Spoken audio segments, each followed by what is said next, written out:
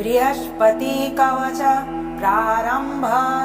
श्री गणेशाय नमः।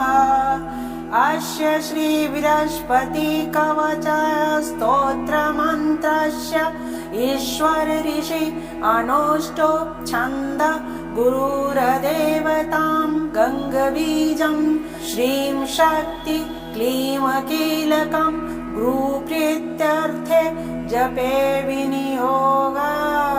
अभीष्टवरदं देवं सर्वज्ञं शूरपूजितं सर्वकार्यार्थसिद्धार्थ प्रणमामि गुरुं सदा।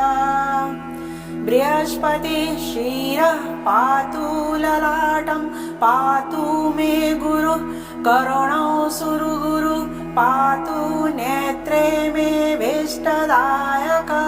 नासां पातु सुराचारयो जिह्वां मे वेदपारग।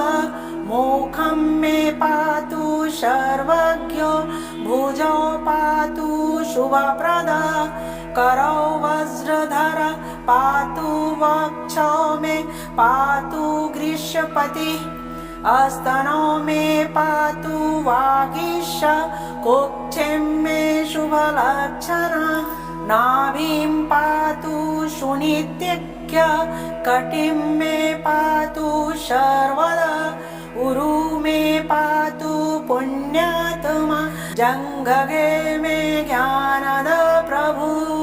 पादौ मे पातु विश्वात्मा सर्वाङ्गं सर्वदा गुरु।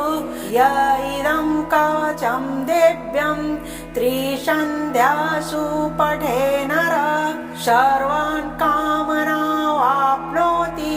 सर्वत्र विजयी भवेत् सर्वत्र पूजयो भवति वाक्यपतेश्च प्रसादतः इति ब्रह्मवैवर्तपुराणे उत्तरखण्डे बृहस्पति कवच।